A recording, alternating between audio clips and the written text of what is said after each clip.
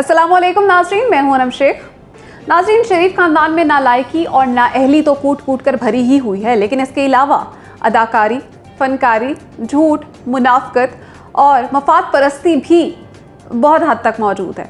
आप देख सकते हैं कि मरियम नवाज़ साहिबा ख़ुसूसन बेहतरीन अदाकारी की सलाहियत जो है वो रखती हैं, और अगर मुझे तो ऐसा लगता है कि अगर वो नवाज़ शरीफ के घर ना पैदा होती तो ज़रूर महेश भट्ट के घर पैदा होती और बेहतरीन अदाकारा साबित होती। मैं ये अभी नहीं कह रही, आप अगर माजी पर गौर एक नज़र दौड़ाएं तो आपको नज़र आएगा कि मरियम नवाज़ जैसे एक हफ़्ता कबल इनकी दादी के इंतकाल पर इन्होंने सियासत चमकाने की भरपूर कोशिश की और एक फ़नकारी और अदाकारी इनकी नज़र आ रही थी, जिस तरह से वो स्टेज पर खड़े होकर झूठ बोल रही थी।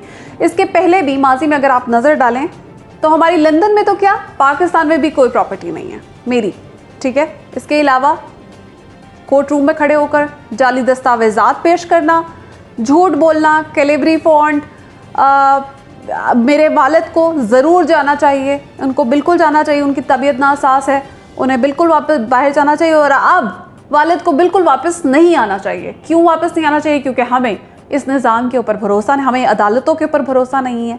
इसके ऊपर आज बात करेंगे, और साथ ही आपको बताऊं कि इनकी वालदा जो थी वो एक नवाज शरीफ की वालदा एक बहुत ही अच्छी खातून थी, इसमें कोई शक नहीं है, और मैंने आज तक जिससे भी सुनी है उनकी तारीफ़ ही सुनी है। लेकिन जिस तरह उनके इंतकाल पर मरियम नवाज़ ने सियासत की और अदाकारी दिखाई है, उसकी तो वाकई मैं भी फ़ैन हो चुकी हूँ। और मरियम नवाज़ फरमा रही हैं कि रियासत बहुत ज़ालिम है, नवाज़ शरीफ को मैंने कह दिया कि बिल्कुल वापस ना आए और मुझे इत्तला नहीं दी गई, इतनी ज़ालिम है। इस बात पर तो मैं पहले भी कमेंट्स कर चुकी हूँ, दोबारा रिपीट डेप्थ में नहीं जाऊँगी। लेकिन अगर रियासत वाकई इतनी ज़ालिम होती तो मरियम नवाज़ साहिबा आज जलसे और जुलूस कैसे कर रही होती? मरियम नवाज़ को एक सज़ा याफ्ता मुजरिम होने के बावजूद इतनी लिवरेज मिली है, तो इसीलिए क्योंकि रियासत बहुत लीनियंट है इनके साथ। आगे चलें तो इनकी वालदा के बारे में बात करूंगी, और एक बहुत इम्पॉर्टेंट वीडियो है जो मैं दिखाना चाहती हूँ अपने यूट्यूब के ऊपर भी, अभी इसके नेक्स्ट वीडियो में डिटेल से दिखाऊंगी उस वीडियो को, लेकिन इस वीडियो में एक शॉर्ट क्लिप दिखाऊंगी आपको, और फिर आपके ऊपर फैसला छोड़ूंगी कि जो लोग मुझे बायस्ड कहते हैं और मुझे कहते हैं कि मैं PTI की साइड ज़्यादा लेती हूँ, या मैं एक हुकूमत का नैरेटिव दे रही हूँ या कुछ इस तरह से, तो मुझे ये बताइएगा कि अगर सिर्फ इमरान खान के अच्छी चीज़ों को बताने के ऊपर मैं बायस्ड हूँ, तो मरियम नवाज़ और नवाज़ शरीफ जैसे करप्ट लोगों का साथ देने वाले और उन्हें बहादुर और निडर कहने वाले लोग क्या कहलाने के हकदार बनते हैं? इस बात पर भी आपका पॉइंट ऑफ व्यू चाहूँगी, ज़रूर कमेंट्स करके बताइएगा। और वो क्लिप जो है अभी शॉर्ट दिखाऊँगी और बाद में लॉन्ग क्लिप मैं आपको ज़रूर अपलोड करके दिखाऊंगी, उसके ऊपर भी ज़रूर कमेंट्स दीजिएगा। शुरुआत करते हैं। नाज़रीन, नवाज़ शरीफ की वालदा एक बहुत ही बेहतरीन खातून थी। मैंने ख़ुद ज़ाती तौर पर जब भी किसी से उनके बारे में सुना तो सिर्फ तारीफ़ ही सुनी है, और उन्हीं की दुआओं की बदौलत नवाज़ शरीफ 3 बार वज़ीर आज़म रहे, लेकिन इसके बावजूद उन्होंने उसी माँ का जनाजा पार्सल करके पाकिस्तान भिजवा दिया।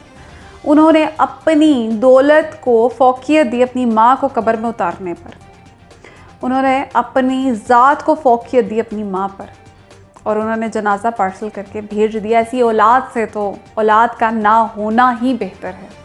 वो जो अपनी माँ का ना हुआ वो पाकिस्तान का क्या होगा? वो जो अपनी माँ का ना हुआ वो हमारा क्या होगा? इस कौम का क्या होगा? इस मुल्क का क्या होगा? खुद सोचें कि जो अपनी माँ का ना हुआ वो अपनी औलाद का भी क्या होगा, और वो किसी का भी कुछ नहीं हो सकता।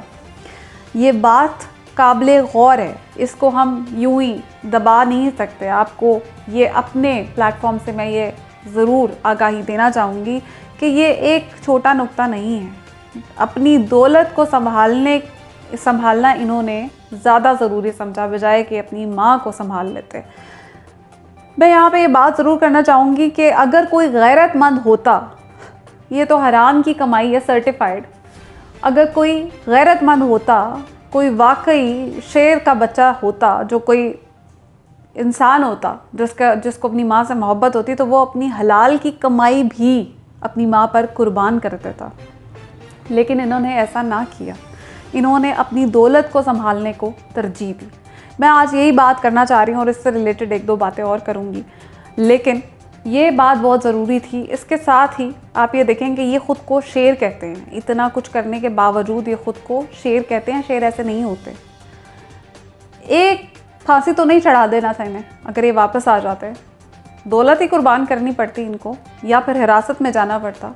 माँ के लिए मेरे ख्याल से ये बहुत बड़ी कीमत नहीं थी, लेकिन इन्होंने ऐसा नहीं किया और ख़ुद को शेर कहते हैं। डरपोकी का आलम ये है कि ये 3 बार के वज़ीर आज़म हैं, उसके बावजूद आज इनके ये हालात हैं। शेर तो वो होते जब आपकी हुकूमत, आपकी सल्तनत, आपकी रियासत, आपकी लोग आपके, सब कुछ आपका, लेकिन इसके बावजूद मॉडल टाउन में 16 कत्ल आपने करवा दिए, 100 से ज़ायद लोग ज़ख्मी कर दिए। उसके बावजूद डॉक्टर ताहिरुल कादरी पाकिस्तान आए और उन्होंने वाकई शेर होने का सबूत दिया, यहाँ धरने की, एहतजाज की, उन्हें इंसाफ नहीं मिला।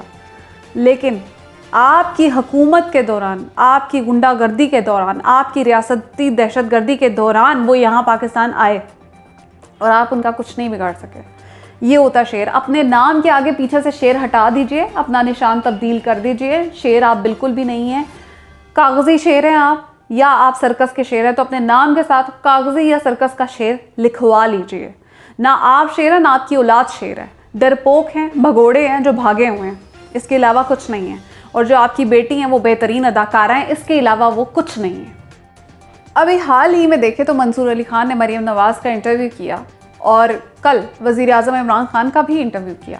लेकिन दोनों के इंटरव्यूज़ को अगर आप उनका मौज़ना करें तो आपको पता चलेगा कि मरीम नवाज़ से कितने सॉफ्ट लहजे में बात हो रही है, क्या सवालात कितने नरम हैं और कोई ऐसा हार्ड हिटिंग क्वेश्चन नहीं है। लेकिन दूसरी तरफ इमरान खान से एक भी सवाल नरम नहीं था। सारे के सारे क्वेश्चंस जो थे वो बहुत ज़बरदस्त जो है क्रिटिसाइज़ करने वाले क्वेश्चंस थे। लेकिन मैं इस चीज़ को बिल्कुल भी ये नहीं कह रही कि उन्होंने गलत किया। मंसूर अली खान ने जो इमरान खान से इंटरव्यू किया वो वाकई इंटरव्यू ऐसा ही होना चाहिए जिसमें क्वेश्चंस जो हैं वो इतने ज़्यादा सख्त हों।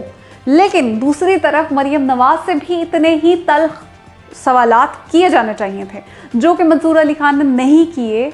और यहीं पे हम उन्हें तनकीद का निशाना बनाते हैं कि वो दोहरा म्यार रखते हैं, जो कि उन्हें नहीं रखना चाहिए। He is a very good journalist. अगर वो सहाफ़त वाकई हकीकी मानों में करें तो वो बहुत ही अच्छे जर्नलिस्ट बन सकते हैं। लेकिन इसको साइड पे रखे अब आपको मैं बताऊं कि उन्होंने जो मरीम नवाज़ से इंटरव्यू किया उसमें मरीम नवाज़ ने ख़ुद ही अपनी जालसाजियों के ऊपर से पर्दा उठा दिया। मरीम नवाज़ ने ख़ुद ही बता दिया कि वो किस तरह से झूठ बोल के अपने बाप को उन्होंने यहाँ से भगाया था।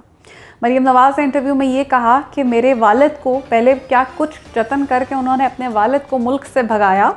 और मरीम नवाज़ ने उस वक़्त कहा कि मेरे वालिद को बिल्कुल जाना चाहिए, उनकी तबीयत ख़राब है, उन्हें इलाज कराना चाहिए जाके। और अब मरीम नवाज़ मंसूर को इंटरव्यू देते हुए कह रही हैं कि उन्हें बिल्कुल वापस नहीं आना चाहिए। ये तमाम केसेस जो हैं वो झूठे हैं, हम इनको अदालतों को नहीं मानते, इस निज़ाम को नहीं मानते, उनके ख़िलाफ़ सब कुछ झूठ के ऊपर मबनी है, उन्हें बिल्कुल वापस नहीं आना चाहिए। क्यों आए, किस केस में आए, ये उनकी ज़बान थी, ये उनका लहजा था। आप ये देखिए कि एक तो इनके ऊपर मुकदमात साबित हुए हैं, झूठ के, फ्रॉड के, जालसाजियों के, सज़ाएँ मिली हैं, सज़ा याफ्ता मुजरिम हैं, उसके ऊपर अकड़ते ऐसे हैं जैसे इन्होंने मुल्क व कौम के लिए तरक्कियों, कामयाबियों के बड़े झंडे गाड़े हुए हैं। ठीक है भाई, अगर आपने अपना जुर्म मानने से इनकार कर दिया तो फिर ऐसा करते हैं कि तमाम मुजरिम जो हैं वो अपना जुर्म मानने से इनकार ही करते हैं, फिर सबको ही रिहा कर देते हैं, सबको हम बैरून मुल्क भिजवा देते हैं, सबको फिर गुंजाइश दे देते हैं, रिलैक्सेशन दे देते हैं। और इसके अलावा फिर ऐसा करते हैं कि कोर्ट, थाना, कचहरी सब ताले लगा देते हैं, क्योंकि यहाँ पे इंसाफ, कानून कुछ भी नहीं है, सबको बंद कर देते हैं। मुझे ये समझ नहीं आता कि अगर ऐसा ही है तो कोई एक मयार हम तय कर लेते हैं, फिर सबको, गरीब और अमीर का फ़र्क ना हो, फिर सबके लिए एक ही कानून होना। फिर ये तो कोई बात नहीं कि अमीर का पाकिस्तान अलग हो, उसके लिए फराहमी अलग हो, इंसाफ की, और गरीब के लिए अलग हो। इस तरह से तो नहीं चलना चाहिए। और दूसरी बात यह कि अगर अदालतों ने आपके साथ गलत किया, जो कि आपके बकौल, तो फिर पानामा पेपर्स ने भी आपके साथ, उनकी आपके साथ क्या दुश्मनी थी, डेली मेल की आपके साथ क्या दुश्मनी थी, डेविड रोज की आपके साथ क्या दुश्मनी थी, बैरून मुल्क कितने सहाफ़ी हैं जो आपके खिलाफ लिख चुके हैं, उन सब की आपसे क्या दुश्मनी थी? ऐसा कुछ भी नहीं था। इन सब के बावजूद ये सब आपकी हकीकतें उन्होंने दुनिया पर आश्कार की हैं। अगर पाकिस्तानी होते तो या तो वो कत्ल कर दिए जाते, या फिर उनको ये पाकिस्तानी मीडिया जो होता वो उसकी तरह वो बिक जाते। लेकिन क्योंकि वो बिकाऊ नहीं थे, इसलिए उन्होंने आपकी हकीकत जो है वो सबको दिखाई। अभी हाल ही में मरीम नवाज़ ने सहाफ़ियों को ताज़ियत के लिए बुलाया और उनके साथ एक मुलाकात की है जिसमें उन्होंने ताज़ियत तो सहाफ़ी बरादरी ने की है, उसके साथ ही उनके साथ बैठकर बहुत सी सियासी गुफ्तगू भी हुई है। और वो गुफ्तगू होने के बाद जब सहाफ़ी बाहर निकले हैं तो उन्होंने क्या बोला है मरीम नवाज़ के बारे में, ये क्लिप देखिए। हम रायवेंड जाती उम्रा के बाहर मौजूद हैं और आज मुस्लिम लीग नून के जो परमानेंट बीट रिपोर्टर्स हैं उन्होंने आज मुलाकात की है मरीम नवाज साहबा से और उनकी दादी मोहतरमा शमीम अख्तर बेगम के इंतकाल पर इजहार ताज़ियत किया है। बड़ी खुलकर मरीम नवाज ने सहाफ़ियों से बात की। हम कुछ सहाफ़ियों के व्यूज़ लेते हैं कि उनको ये बात, उनकी गुफ्तगू कैसी लगी और क्या समझते हैं।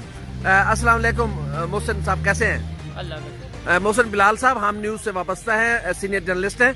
मोहसिन साहब, काफ़ी तवील गुफ्तगू रही मरीम नवाज साहबा से, क्या समझते हैं इस गुफ्तगू में? आपने बहसियत एक जर्नलिस्ट के उनको कुर्सी सदारत पे बैठे हुए इतने सारे मर्दों से खिताब करते हुए, बात करते हुए कैसे पाया? पहली बात तो ये है कि आज जर्नलिस्ट थी तो ये जो मुलाकात वो ताज़ियत के हवाले से थी, लेकिन सियासी एक बैठक में बदल गई और सहाफ़ियों के उन्होंने एक एक करके जो है बहुत सुकून से सवालात दिए। उल्फत मुगल साहब, आपने ये कहावत सुनी होगी या वाक़या सुना होगा कि एक बिल्ली को आप किसी कमरे में बंद कर दें तो एक वक्त ऐसा आता है जब उसका कुछ बस ना चले तो वो आपके मुंह को नोचने की कोशिश करती है अंधेरे में, और कोशिश ये करती है कि उसका जो पंजा है वो आपके मुंह तक आए। तो आज इस गुफ्तगू में ऐसा लगा कि हमारे दोस्त इमरान भट्टी साहब ने भी काफ़ी अच्छी बात की कि जब आप किसी को इतना ज़्यादा ज़दोकोब कर दें और आखिरी हद तक ले जाएं तो फिर उसका खौफ दूर हो जाता है। और मरीम नवाज़ की गुफ्तगू से बिल्कुल भी ऐसा ही लगा कि उनका खौफ जो है वो दूर हो चुका है, चाहे उनकी वालदा का गम हो, वालिद का गम हो, दादी का गम हो, और वो अपने बयानिए से पीछे हटती हुई दिखाई नहीं दे रही और उन्हें इन चीज़ों का इदराक भी है। उनकी गुफ्तगू में एतमाद कितना था, रिदम कितना था? मुझे आज एतमाद नज़र आया है, चूँकि पहले तो हम प्रेस कॉन्फ्रेंसों वगैरह में उनकी बातें सुनते थे, वो खुद बोलती थी, लेकिन पहले तो उन्होंने कुछ उनसे इजहार ताज़ियत हुआ, लेकिन उसके बाद जब सवालात का सिलसिला हुआ तो ऐसा नहीं लगा कि वो किसी मौके पर किसी भी सवाल पर उन्होंने हिचकिचाहट महसूस की। हम ये कहा हो कि मैं ये बात नहीं करूंगी, और कैटेगोरिकली उन्होंने आज इस बात को तस्लीम भी किया है कि हाँ, मैंने अपने वालिद साहब को कहा है कि आप पाकिस्तान ना आए, ये कौन सी जमहूरी हुकूमत है। और एक और बात उन्होंने की और वो थोड़ी सी हंसी भी दो बातों पे और मुस्कुराई भी, एक कराची वाले वाक़े पर कि जी इन्हें प्रेशर बहुत ज़्यादा था, और एक बात वो ये थी कि अगर हम ना ये स्टैंड देते, इमरान खान के ख़िलाफ़ बाहर ना निकलते तो कैसे पता चलता कि ये कठपुतली है। और वो इस बात पर हंसी भी और उन्होंने तंज भी किया कि ये तो खुद अपने सिलेक्टर्स की जो है वो मिट्टी प्लीत कर रहा है। तो इससे अंदाज़ा लगा लें कि वो बहुत चीज़ों को जानती भी है, समझती बहुत जानती भी है, समझती भी है, और आज बड़ी बाएतमाद नज़र भी आई। इमरान भट्टी साहब ज़रा अपना मास्क नीचे फरमाइएगा। अच्छा, आपने आज क्या, मुझे ये समझ नहीं आती कि मरीम नवाज ने ऐसा कौन सा मार्का मारा है जिसके ऊपर उनकी इतनी तारीफ़ें किए जा रहे हैं ये लोग। अगर आप ये क्लिप शॉर्ट मैंने चलाया है, मैं अगली वीडियो में इसको अभी थोड़ी देर में अपलोड करने की कोशिश करूँगी कि अगर मैं आपको ये पूरा क्लिप दिखा सकूँ, उसके बाद आप खुद फैसला कीजिए कि जो लोग हमें बायस्ड कहते हैं ठीक चीज़ें बताने के ऊपर, वो एक सज़ा याफ्ता मुजरिम को निडर और बहादुर कह रहे हैं। ये कौन सा मेयार है? मतलब ये बायस्डनेस नहीं है, ये बड़ी ज़बरदस्त सहाफ़त हुई है, खराज तहसीन पेश करना चाहिए इन्हें। अगर मरीम नवाज़ इतनी ही निडर लीडर हैं तो एक इंटरव्यू दे दें इमरान रियाज खान को, एक इंटरव्यू दें मुबशर लुकमान को, एक इंटरव्यू दें साबिर शाकिर और गुलाम हुसैन को, चौधरी गुलाम हुसैन को, तब पता चले कि कितनी। एक इंटरव्यू तक तो दे नहीं सकते ये लोग, बातें ये करते हैं निडर होने की और बहादुर होने की। बात इनसे क्वेश्चंस लिख के इन्हें दीजिए तब ये बात करेंगे, अदरवाइज़ ये बात नहीं करेंगे, और बात उसी से करेंगे जो इनसे हार्ड हिटिंग क्वेश्चंस ना करे। और फिर इन्हें ये कहा जा रहा है, माशाल्लाह हमारे सहाफ़ी भाई कह रहे थे कि ये बहुत ज़बरदस्त और बहादुर खातून है और ये कश्तियाँ जला कर आई हैं और पता नहीं क्या है। तो ये ज़रूर पूरा क्लिप सुनिएगा और आपको पता चले कि ये कितना कुछ यहाँ पर होता है, किस तरह होता है। लेकिन एक बात तो माननी पड़ेगी कि वाकई बहुत बहादुर हैं, क्योंकि आपको कोर्ट में खड़े होकर झूठ बोलने में भी एक बहुत बड़ी बहादुरी और जिगर चाहिए।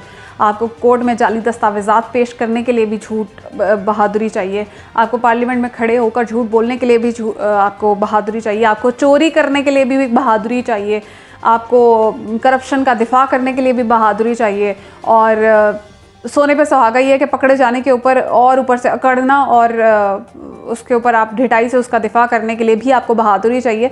तो ये तो डेफिनेटली खिराज तहसीन पेश करना चाहिए इस चीज़ के ऊपर, तो वो बिल्कुल सही तारीफ़ कर रहे हैं।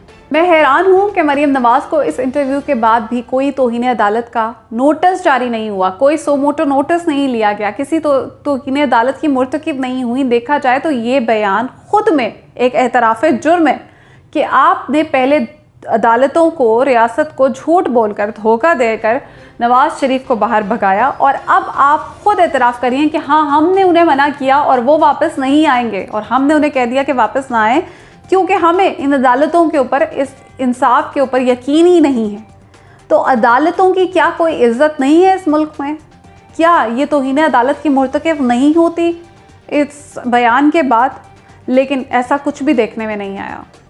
तो मरीम नवाज़ निकली थी अपने वालिद की तीमारदारी करने, लेकिन आज वो जलसे करती फिर रही हैं, और वो ज़मानत के ऊपर आज भी रिहा हैं, सज़ा याफ्ता मुजरिम होने के बावजूद।